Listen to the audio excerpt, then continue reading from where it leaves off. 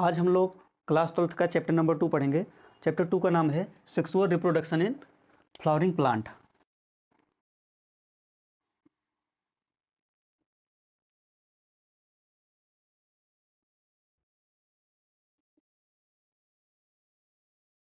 Flowering plant. Flower सबसे पहले कहाँ देखने को मिलता है? एंजियोस्पर्म में। एंजियोस्पर्म में। एंजियोस्पर्म का मतलब होता है आवृत बीजी। आवृत बीजी, ठीक है। अब सेक्सुअल रिप्रोडक्शन है। सेक्सुअल रिप्रोडक्शन में होता क्या है? सेक्सुअल जहाँ पर होगा वहाँ पर कोई मेल होगा, यानी कि नर होगा, और कोई मादा होगा, ठीक है। कोई क्या होगा? मादा होगी। इन दोनों का गैमेट फ्यूज करेगा, उसी को बोलते हैं सेक्सुअल रिप्रोडक्शन। अपने जैसे सक्षम संतान की उत्पत्ति करना क्या कहलाता है? रिप्रोडक्शन। तो ऐसे प्लांट में हम लोग पढ़ेंगे। प्लांट का जो रिप्रोडक्टिव पार्ट होता है वो कहाँ पाया जाता है? फ्लावर में पाया जाता है, ठीक है। कहाँ पर पाया जाता है? फ्लावर में पाया जाता है। अब ऐसे फ्लावर में भी एक नर होगा और दूसरा मादा होगा, ठीक है। फ्लावर में भी एक नर होगा और दूसरी क्या होगी? मादा होगी। तो चलिए हम लोग देखते हैं। जैसे हम लोग सब लोग जानते हैं, फ्लावर तो देखे होंगे, ठीक है। सब लोग फ्लावर तो देखे होंगे।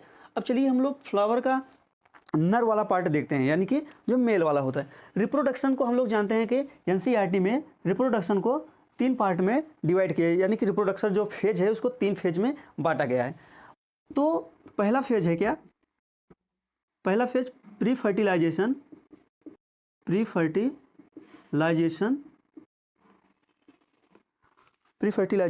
स्ट्रक्चर। ये फेज है, यानी कि फर्टिलाइजेशन के पहले, ठीक है। हम लोग प्लांट में तो देखे होंगे एक ए वाला भाग, ठीक है। बीच में तो ऐसा रहता है, ये आके इधर से जुड़ा रहूगा ना, इधर किनारे साइड में जुड़ा रहता है। ये वाला जो भाग है यही है मेल वाला। तो हम लोग सबसे पहले मेल के स्ट्रक्चर के बारे में जानेंगे, उसके बाद फीमेल फ्लावर का जो रिप्रोडक्टिव पार्ट होता है, फीमेल रिप्रोडक्टिव पार्ट जो फ्लावर में रहता है उसके बारे में जानेंगे। तो देखिए, अब हम लोग इसके बारे में जानने की कोशिश करते हैं। किसके? नर के भाग में। हम लोग जानेंगे सबसे पहले मेल रिप्रोडक्टिव पार्ट या फिर स्ट्रक्चर, ठीक है। Male reproductive structure. जैसा कि मेल रिप्रोडक्टिव स्ट्रक्चर में एक पार्ट हम ले लिए, ठीक है। ये क्या है आपका? Male reproductive structure. ये जो फूला हुआ भाग है इसको बोलते हैं एंथर। इसको क्या बोलेंगे? एंथर। यानी कि ये क्या है आपका? परागकोश। ये जो भाग है ये क्या होता है? फिलामेंट। इसको बोलते हैं हिंदी में पुतंतु। इसको क्या बोलेंगे हिंदी में? पुतंतु। एंथर और फिलामेंट को मिलाकर ये अगर दोनों मिलाकर इनको क्या बोलेंगे? स्टेमेन। क्या होता है? स्टेमेन। जैसा कि एक फ्लावर में तो सिर्फ एक ही स्टेमेन तो पाया नहीं जाता, जरूरी थोड़ी है कि एक ही स्टेमेन हो। जैसे हम लोग सरसों का फ्लावर देखें, अभी भी देखो बीच में ऐसा एक रहता है, इसके किनारे किनारे ऐसे कई सारे ऐसे पड़े रहते हैं ना, यानी कि 1 स्टेमेन, 2 स्टेमेन, 3 स्टेमेन, 4 स्टेमेन। सरसों में 6 स्टेमेन होता है, ठीक है। सरसों में 6 स्टेमेन होता है। वही यानी कि हम बता रहे हैं इस वाले एंथर और फिलामेंट को मिलकर क्या बनता है? स्टेमेन बनता है। अगर यही सारे, जैसे 1 स्टेमेन, 2, 3, 4, यही अगर कई सारे स्टेमेन मिल गए तो ये क्या बनाते हैं? यानी कि अगर हम लोग क्या बोलेंगे, यहाँ पर लिख दे रहे हैं ग्रुप ऑफ स्टेमेन। जब कई सारे स्टेमेन मिल जाते हैं तो किसका फॉर्मेशन होता है? एंड्रोसियम का।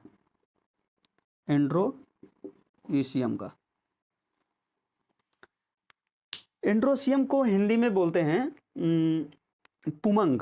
क्या बोलते हैं? पुमंग ही शायद बोलते हैं, एकदम हिंदी में मुझे कंफर्म नहीं पता है, शायद पुमंग ही बोलते हैं। और हाँ ठीक है, इसको बोलते हैं क्या? पुमंग। ये पूरा क्या है आपका मेल रिप्रोडक्टिव स्ट्रक्चर, ठीक है। और इसको शायद बोलते हैं, इसको पुमंग बोलते हैं, इसको शायद बोलते हैं पुंकेसर। देखो हिंदी में थोड़ा गलत हो सकता है, मैं कॉन्फिडेंस के साथ नहीं बता रहे हैं कि पुंकेसर ही होता है, लेकिन शायद ये होता है, हम एकदम कंफर्म नहीं है, ठीक है। आप लोग एक बार मोबाइल पे चेक कर लीजिए, नहीं तो हम कल देख के बता देंगे। तो देखिए मेल का तो पार्ट हम लोग समझ चुके हैं, ठीक है। तो चलिए अब एक स्ट्रक्चर के बारे में देखते हैं। एक बार इसको आप नोट करिए, हम जैसा लिखा रहे हैं लाइन बाय लाइन ऐसे आपको लिखना है, नोट्स प्रिपेयर करना है। और आप अब देखिए हम लोग किसके बारे में अब अच्छे से जानने की कोशिश करेंगे, एंथर के बारे में। किसके बारे में, एंथर के, ठीक। ये जो एंथर वाला पार्ट है इसके बारे में जानेंगे। जो एंजियोस्पर्म का एंथर होता है, एंजियोस्पर्म मतलब आवृतबीजी पौधा, जो एंजियोस्पर्म का एंथर होता है ये कैसा होता है, बाइलोब्ड। आपको दिख रहा है बाइलोब्ड, एक देखिए यहाँ पर ये वाला जो पार्ट है, और ये एक इधर ना बीच में फटा हुआ दिख रहा है ना, यानी कि अगर इसको बड़ा करके दिखा दें, ये क्या हो गया, बाइलोब्ड है। कैसा है, बाइलोब्ड है। जो एंजियोस्पर्म का एंथर होता है ज़्यादातर कैसे होता है, बाइलोब्ड होता है। और एक लोब ए हो गया, एक लोब ए हो गया।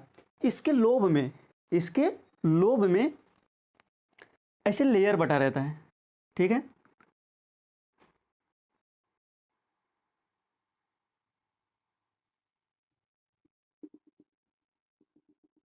ऐसा लेयर बटा रहता है,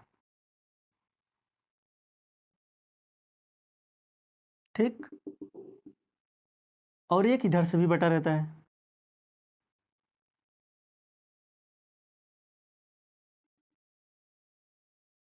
ऐसे सेम इधर बना दे रहे हैं, ठीक। अब हम लोगों को कितना दिख रहा है बताइए, कितना दिख रहा है। अब हम लोगों को कितना दिख रहा है, 1 2 3 4, यानी कि एक लोब में ये जो दिख रहा है ये तो एक लोब हो गया, ये पूरा क्या है, एक लोब है। लोब के अंदर ये वाला जो आपको कवरिंग दिख रही है, एक ऐसे बटा हुआ दिख रहा है, इसको बोलते हैं थीका। उसको क्या बोलेंगे, थीका, ठीक। एक लोब में कितने थीका होते हैं, 2 थीका। एक लोब में कितने थीका होते हैं, 2, ठीक। इसको आप लोग हिंदी में से लिख लीजिए कि एक लोब में कितने थीका होते हैं, 2 थीका होते हैं। ऐसे इधर भी वही सोम, इधर भी कितने थीका हैं, 2, यानी कि एक थीका इधर हो गया, एक थीका इधर हो गया। इधर भी कितने हो गया, 2 थीका, ठीक है। इस वाले कंडीशन को, यानी कि एक लोब में जो 2 थीका पाए जा रहे हैं, इस वाले कंडीशन को बोलते हैं क्या, डाइथिकस। इसको कॉल्ड एज क्या बोलते हैं, ऐसा जो एंथर होगा उसको क्या बोलेंगे, डाइथिकस। इसको क्या बोलेंगे, डाइथिकस, ठीक है। 2 लोब में, प्रत्येक लोब में 2 थीका, कितने थीका के नंबर होते हैं, 2, यानी कि 1 2 3 4 भाग इसका एंथर का अंदर से बट गया, ठीक है। अब देखिए जो हम आपको थोड़ा और डिटेल में अगर लेके जाएं, हल्का से ऐसे थोड़ा फिगर की तरह बना ले रहे हैं, ठीक।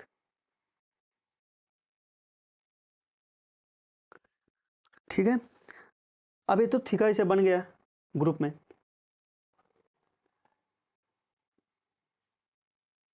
ये पूरा आपका क्या हो गया, लोब। एक लोब इधर हो गया, एक लोब इधर हो गया।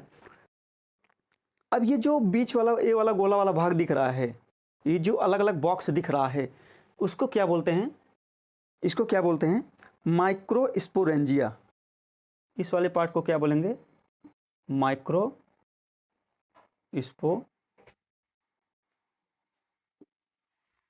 इसको क्या बोलेंगे, माइक्रोस्पोरेंजिया।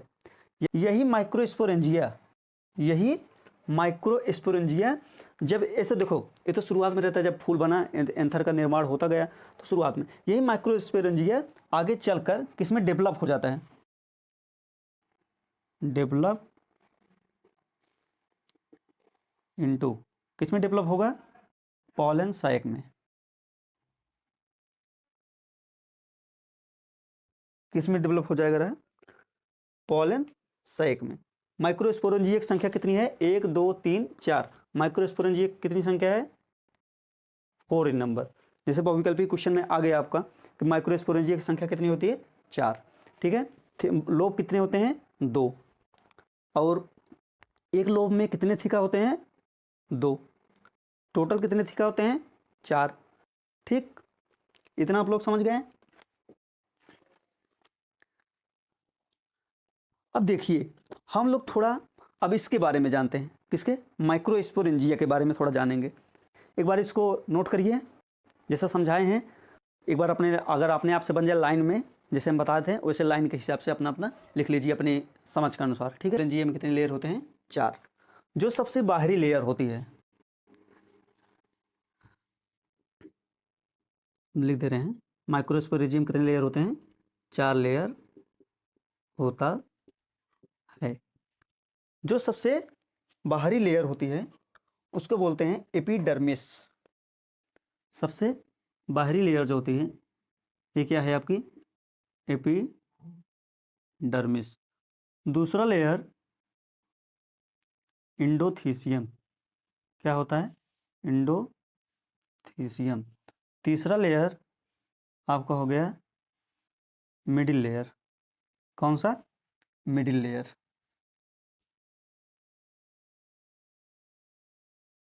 पूरी की पूरी एनसीईआरटी है, ठीक है। और चौथा लेयर जो अंदर वाला सबसे है, टेपिटम। एपिडर्मिस जो है क्या है, आउटर मोस्ट लेयर है और ये इनर मोस्ट लेयर है, ठीक। ये सबसे, जैसे बहुविकल्पी क्वेश्चन में आ गया सबसे इनर मोस्ट लेयर क्या होगा माइक्रोस्पोरेंजिया का, तो क्या होगा, टेपिटम होगा, और ये वाला क्या होगा, आउटर होगा, ठीक। अब देखिए इनका काम, जो ऊपर की 3 लेयर हैं, epidermis, endothecium and middle layer, इनका ज़्यादा कुछ फंक्शन नहीं है। ये क्या करते हैं, प्रोटेक्शन देते हैं। क्या, प्रोटेक्शन करते हैं। किसका करेंगे, प्रोटेक्शन तो करेंगे तो किसका करेंगे, यानी कि जो अंदर, अब इसके अंदर क्या है, एंथर है, एंथर के अंदर क्या होगा, वो माइक्रोस्पोरेंजिया है। माइक्रोस्पोरेंजिया आगे डेवलप किस में हुआ था, पॉलन सैक में। पॉलन सैक में ही पॉलन ग्रेन का निर्माण होता है, यानी कि उसी के अंदर वो पैक रहते हैं। तो अगर पॉलन ग्रेन तो वही तो एकदम मेन होता है, उसी को बचाना होता है। तो एपिडर्मिस और एंडोथीसियम और मिडिल लेयर एक क्या करते हैं, पॉलन ग्रेन की, पॉलन सैक की रक्षा करते हैं। ऊपर से मतलब एक कवरिंग रहता है 4, एक प्रोटेक्शन करते हैं और क्या करते हैं, यानी कि सुरक्षा करते हैं। और क्या करते हैं, जब अंदर का पूरा आपको पढ़ाएंगे बाद में, माइक्रोस्पोरोजेनेसिस, मेगास्पोरोजेनेसिस। माइक्रोस्पोरोजेनेसिस होता है तो उसमें क्या होता है, एंथर फटता है। एंथर क्या होता है, फटता है, तो उसके फटने में मदद करते हैं, यानी कि प्रोटेक्शन में हेल्प करते हैं। हेल्प किस में करेंगे, प्रोटेक्शन में। और दूसरा हेल्प किस में करेंगे, डेहिशंस ऑफ एंथर, यानी कि एंथर को टूटने में क्या करते हैं, मदद करते हैं।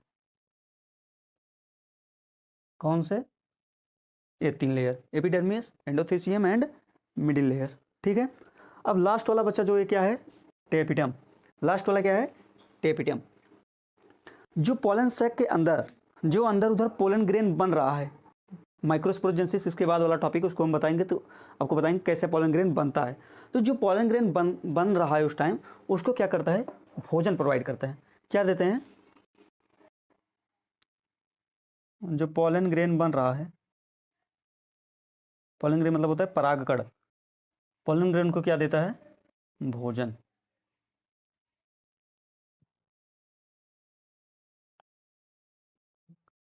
यानी कि एक कौन सा लेयर है, नर्सिंग लेयर है, नरिशमेंट प्रोवाइड करता है, ठीक है। अब होता क्या है, देखिए इसको आज स्ट्रक्चर के बारे में हम लोग जान लेंगे। अगले वाले लेक्चर में माइक्रोस्पोरोजेनेसिस यानी कि परागकण कैसे बनता है हम उसको बताएंगे, ठीक है। तो होता क्या है, देखिए जो टेपिटम होता है, टेपिटम की कुछ वाल्व जो होती हैं, टेपिटम की जो वाल्व होती हैं वो कैसे हो जाती हैं, कुछ अपना भोजन स्टोर कर लेती हैं। डेंस साइटोप्लाज्म हो जाती है। डेंस साइटोप्लाज्म मतलब संघनित हो जाती हैं। जैसे मान लीजिए जैसे बहुत बड़ा यहाँ कमरे में हम तो अकेले हैं भी, जैसे बहुत सारे लोग इसी में आ गए, डेंस हो गया ना, भीड़ बढ़ गई ना, तो वही इसमें क्या होता है, डेंस साइटोप्लाज्म हो जाता है। तो और एक से अधिक न्यूक्लियस इसमें, टेप्टेम में क्या हो जाता है, एप्सम में डेंस साइटोप्लाज्म,